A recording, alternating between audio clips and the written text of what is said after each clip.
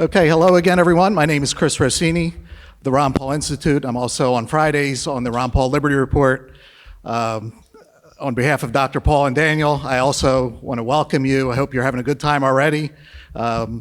We are so thankful, like Daniel said earlier, we live kind of atomized lives in this digital world. So to get together and have people crisscross the country is really special. I wish I could put it into words. You know, it makes us feel that what we're doing is important, and we're reaching people from all over the place. So thank you very much again for coming. We're very lucky to have three real, authentic journalists, Natalie Lader and, of course, Max and Anya. And what I mean is a journalist is supposed to be a watchdog. They are supposed to serve the people, to be a watchdog against power.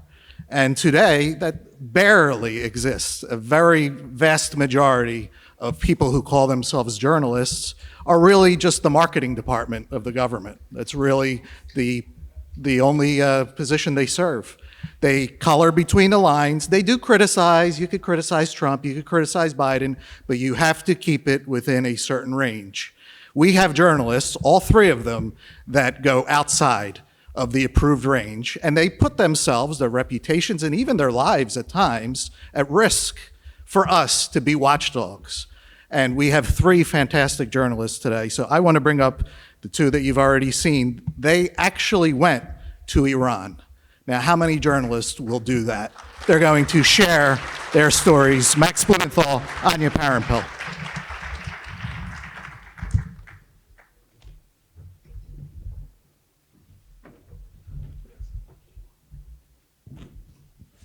Thank you, Chris and Daniel and everybody with the Ron Paul Institute. And it's great to see everyone. And it was so fun to see the judge and all of our favorite guests, Doug McGregor, Jeffrey Sachs in person. How much fun. So Max and I did just come back from Iran. We were there in May, about a month before the Israeli bombing started. And going into it, I'll admit I was a little bit concerned because I knew that things on the surface were going well between the US and Iran. At least we were engaged in diplomatic negotiations, which is always a positive sign. But in the back of my head, I felt if things are going well between the United States, there's then just a greater chance that the Israelis are going to do something insane to mess it up, which is eventually what happened. We were just very lucky with timing that it happened about 3 weeks after we left. And we took our daughter, our 4-year-old daughter, so it was kind of it was a family trip, but also a work trip. And I guess I'll just speak from my perspective being there kind of working, but mostly being there as a mom and just getting to experience the culture. And obviously, I think as a woman, people are probably very interested what it was like for me or what it was like for women there.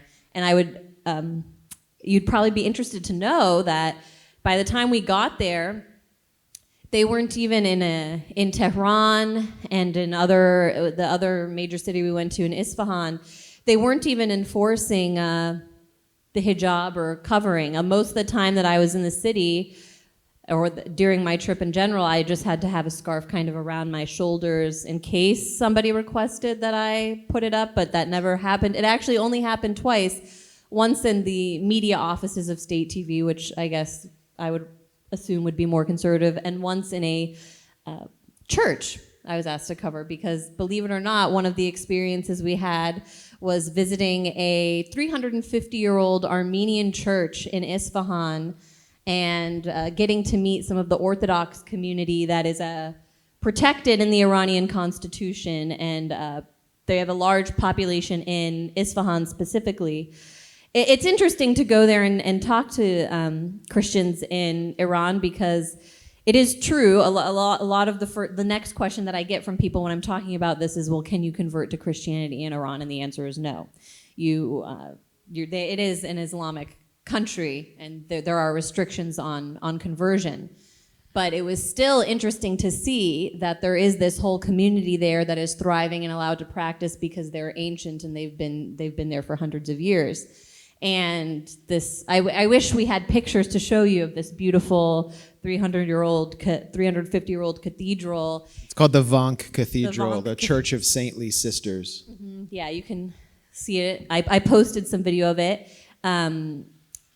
So that was one of the places that I was asked to cover. But in general, that is not the issue that when I spoke with women there, they were mainly concerned about. Women in Iran were mostly concerned about the same issues that women here are concerned about, which is the fact that they had to work like they would all tell me that, you know, they felt that their husbands and they had to work too much just to afford daycare, a home, and food, and that they have no ability to save. And of course, people there are living under sanctions and are very aware of how U.S. interference in their country has helped create that situation. But I did tell them, you know, you'd be surprised if you came to the United States. This is exactly what most people your age would say are their issues here as well. It's this international generational crisis, I think, of people of a certain age that aren't able to live at the standard that their parents did. But those are the issues I think that most Iranian women are concerned about, even though here, obviously, we hear a lot about the scarf and their covering. There were some power outages that had began while we were there that I think have gotten worse. And from what I understand, the water situation has gotten worse. People may have seen just a few days ago, Netanyahu gave us a directive, essentially telling the Iranian people to rise up while drinking this giant jug of water, because there is a water shortage issue in Iran because of the climate, because of it being very dry. And Netanyahu's saying, if you just overthrow your government, we'll teach you all these tricks that we've learned in Israel to desalinate our water, and we can come and get you water if you just overthrow your government. So there's pressure in that way that was ramping up between the rolling blackouts and It's an oil for water deal. Yeah, exactly. and so that I kind of lost my train of thought. Well, on the issue of minorities, I'll be releasing at the Grayzone in the next week or so a documentary on Iranian Jews. We also had the chance to engage with the Jewish communal leadership in Iran. Iran has the second largest population of Jews in the region, next to the entity where many Iranian Jews went and were enticed to go. I went to Sunday prayers at a synagogue in Isfahan. I met with the Jewish parliamentarian who's guaranteed a seat under Iran's constitution, Dr. Hamayoun Sameah, at his office in Tehran. And it became clear to me that the Jewish community there is very secure, maybe not necessarily stable because they're growing older. It's harder for them to grow with all of this outside pressure, but they were secure. They are not obsessed with anti-Semitism in their own society. Their synagogues are open in crowded urban areas. They're not surrounded with armed guards like you see here. And their leadership is officially anti-Zionist, supports Palestine, and told me there is captive Judaism and there is authentic Judaism, and we represent the authentic Judaism of Moses that sees life in all of humanity. Captive Judaism in Israel is defiling humanity. And it's amazing to hear this, and it is authentic. They get, in some ways, more rights than Muslim Iranians under the Islamic Republic because the Armenian Christians or Iranian Jews are allowed to drink wine in their own communities and have wine in their rituals. They're allowed to have relationships outside marriage. They're given many rights as long as they abide by the Constitution of the Islamic Republic, which does limit Jews' ability. For example, there has never been a Jewish member of an Iranian cabinet. They couldn't be elected president, but there's this kind of bargain. And they generally, economically, are doing better than the average Iranian, and they're very respected, and that you can see in some cities, like in Isfahan, there's a mosque right next to a synagogue. In the city of Yazd, a mosque, a synagogue, and a Zoroastrian temple, all next to each other. And it's just so amazing to see Judaism outside of the Zionist insanity that has consumed the West. There's not this neurosis there about anti-Semitism where they see at the end of a marathon a Nike billboard says, "Never again until next year," because marathon runners don't want to run at 26 miles again. And then all of a sudden Bill Ackman comes in and shorts Nike's stock, and everybody wants to ban Nike until they change the billboard. No, it's just a normal traditional Judaism that has existed there since the Babylonian period when they were liberated by Cyrus the Great. And it's a very normal society. Iranian society is a very wholesome society where our daughter felt completely comfortable. We couldn't have enjoyed ourselves more. We got to go into the homes of average Iranians. We saw the diverse panoply of opinions. And people, would come up to us and talk to us in the street, and we'd say, "We're from the US, we're from America." And they'd be like, "We love America. We just don't like your government, but we love you." And some people would even say, "We want regime change in our country," and we want the Shah to come back. There was all kinds of opinions. I would talk to some younger people, and they wouldn't understand why Iran was backing had backed the Syrian government, or why they were backing resistance in Gaza, or why they were supporting the Hashd al-Shab in Iraq. They didn't understand it. They thought it was a waste of money. And now what's happened since the war, and I'll talk more about the political situation next, but this is just more of a social commentary. Since the war, Iranians of all different political and economic backgrounds have rallied around the flag, and now, and this is what our Iranian friends and contacts are telling us, they see that the fight in Palestine or in Syria has actually come to them, and now they understand what Qasem Soleimani was doing over there, and they are starting to identify with the government in a new way. And the clerical government is actually working with this and encouraging the singing of pre-Islamic Republic nationalist songs in public and honoring pre-Islamic Republic nationalist heroes. So there's a rise of nationalism in Iran. The concept of regime change has never suffered a more devastating blow than it did during the last 12 days. And one more point, many of the people we met in Iran thought the war was too short. They were deeply, deeply supportive across political lines of the ballistic missile attacks, the retaliatory attacks on Israel, and they believed that they could win a war of attrition. So they are prepared for another round that they feel is inevitable. Yeah, something that was interesting is that, and the reason that we talk so much about the religious minorities and even the people coming up to us in the street and voicing their opinion is because that's just so far from what any American is exposed to when it comes to hearing about Iran. I think if you told most Americans that there are churches and synagogues in Iran, they would be shocked that those communities even exist.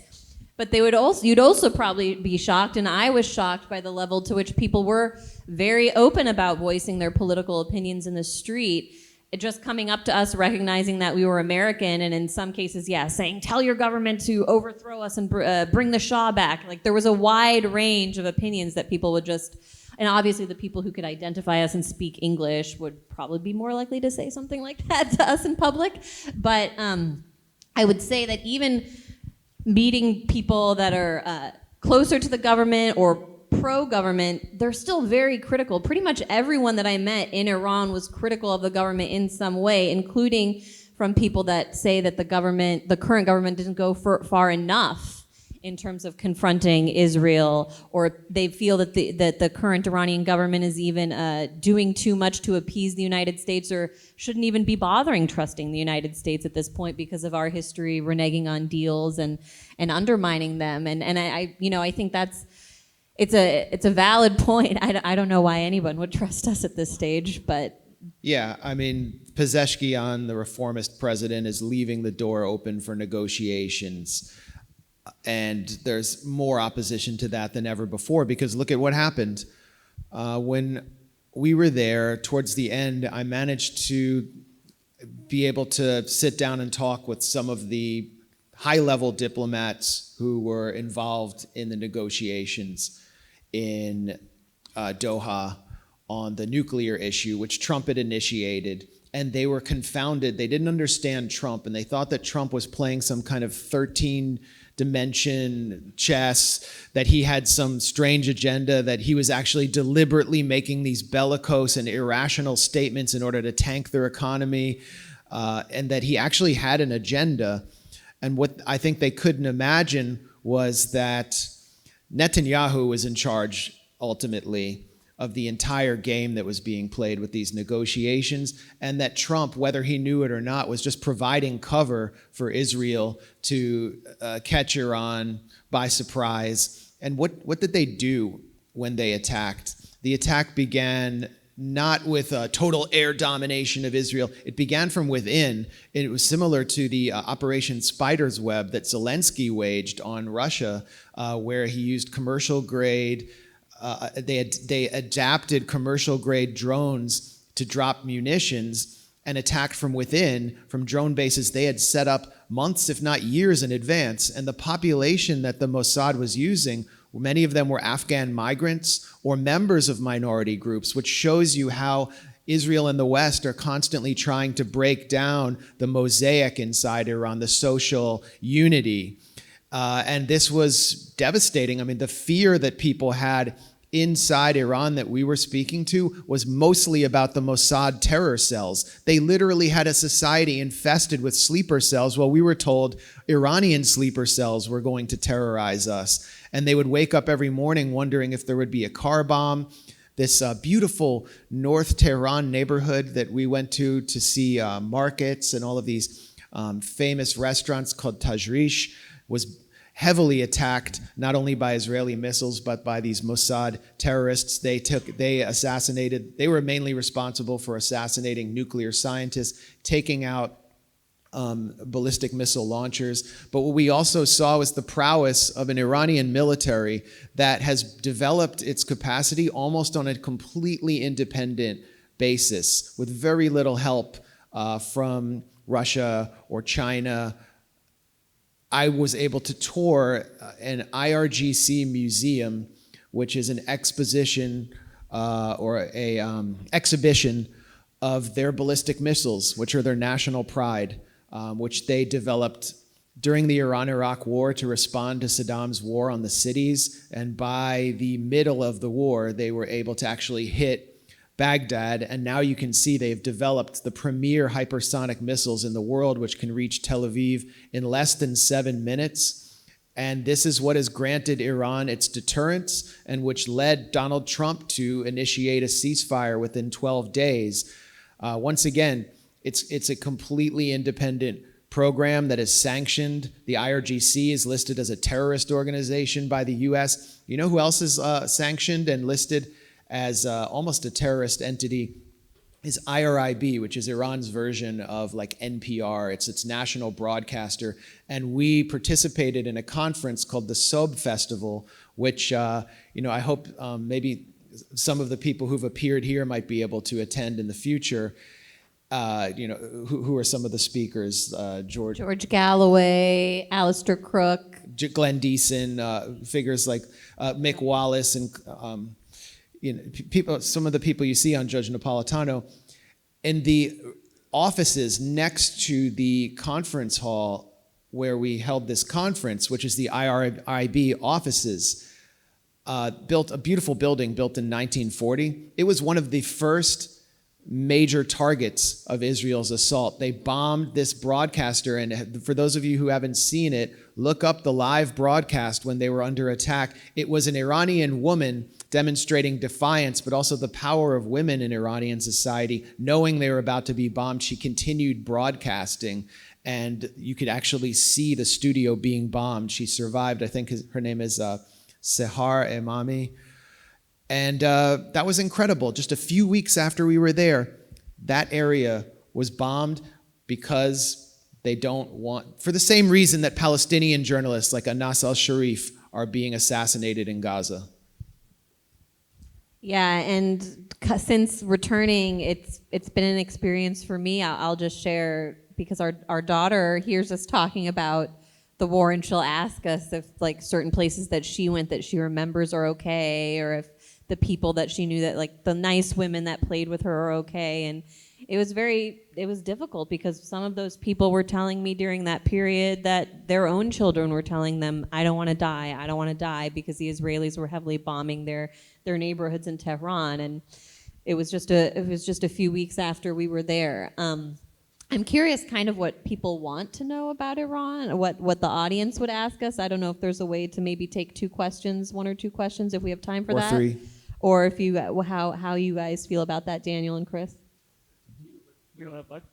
Okay, well, if anybody has a question, because I feel like we could just ramble, but I'm more curious what you guys would like to know. Yes? So I know you've been to Damascus as well.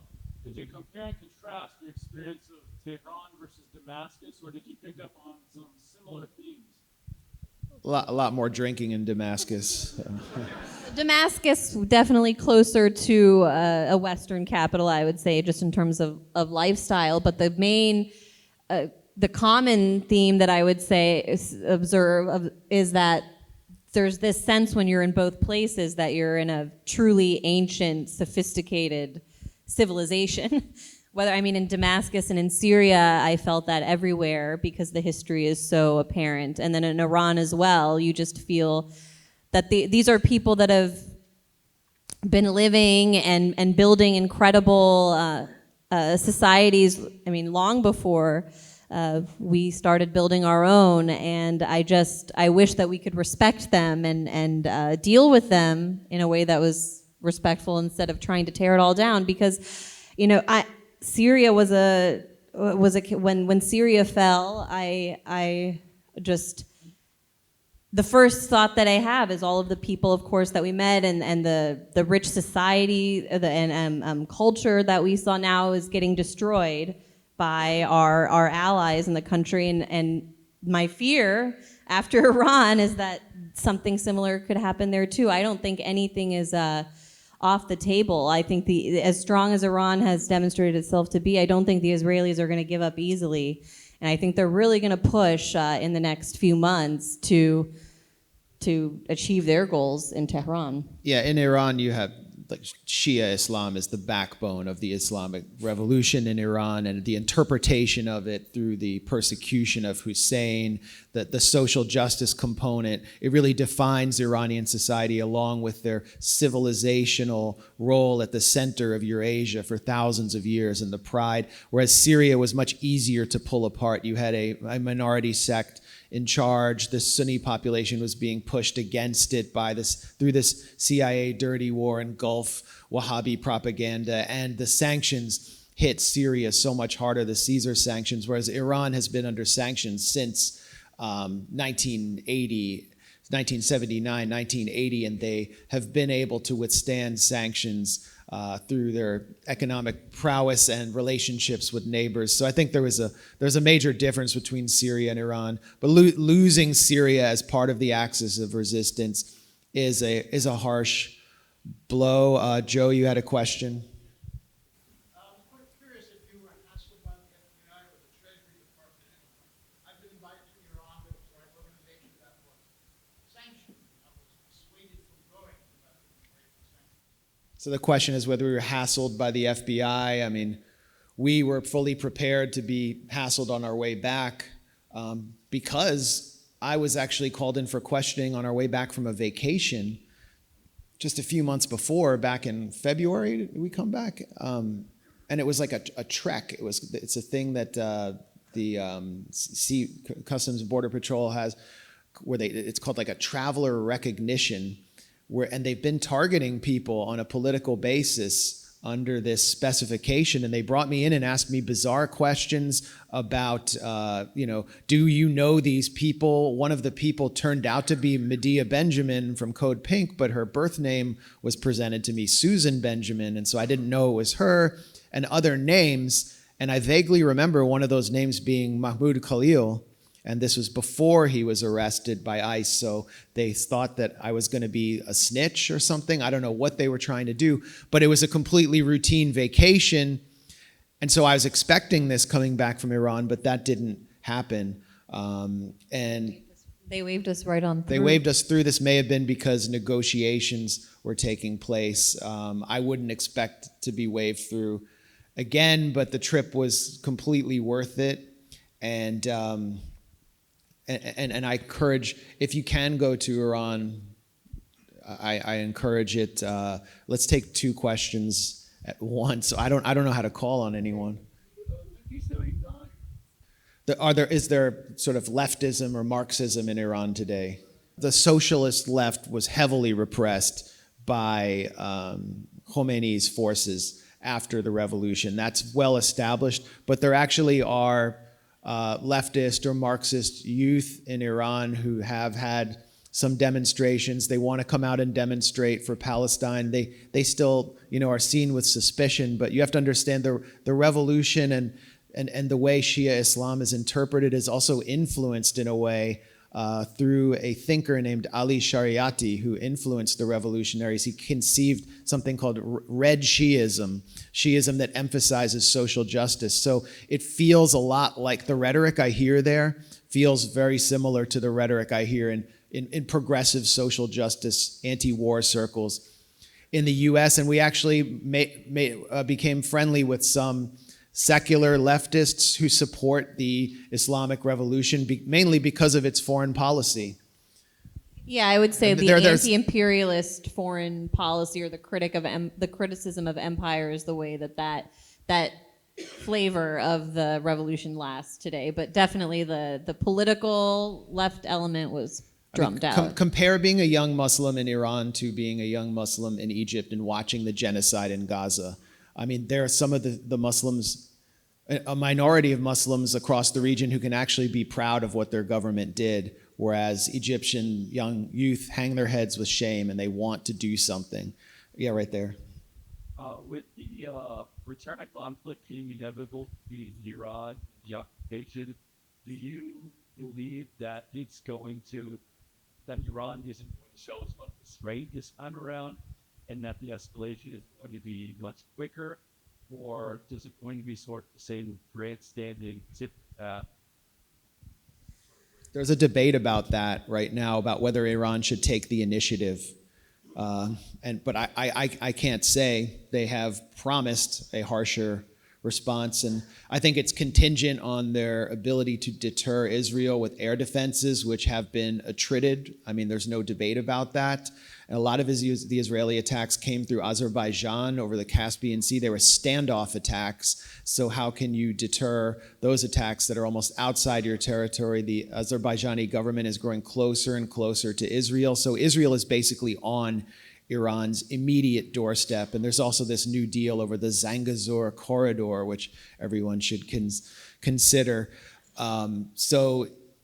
Also ballistic missiles. Iran had more ballistic missiles than Israeli intelligence thought they had, but they have to also have launchers, and many of the launchers were taken out. So I think we're about to see a long-term war in a series of cycles, but Israel suffered more damage than we understood. It wasn't just $580 million to the Weizmann Institute, where they developed drone technology, AI technology. Haifa's main oil refinery, one of only 2 oil refineries in the country, was destroyed. Iran actually dealt them a pretty serious blow.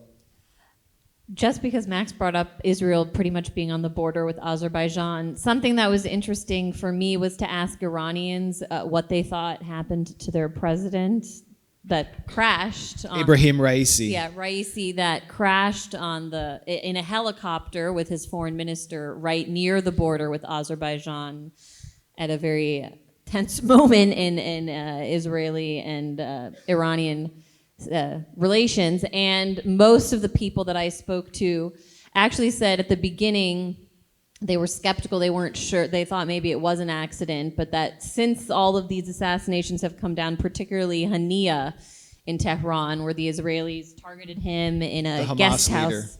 The Hamas leader. Yeah, the Hamas leader, Ismail Hania, who was there for the inauguration the Iranian presidential inauguration. last October, where they like targeted him in an official guest house of the government and were successful in killing him. That most people that I talked to said they do believe that Israel did have something to do with that crash, even though the government itself would not make that statement. Thank you all. So much.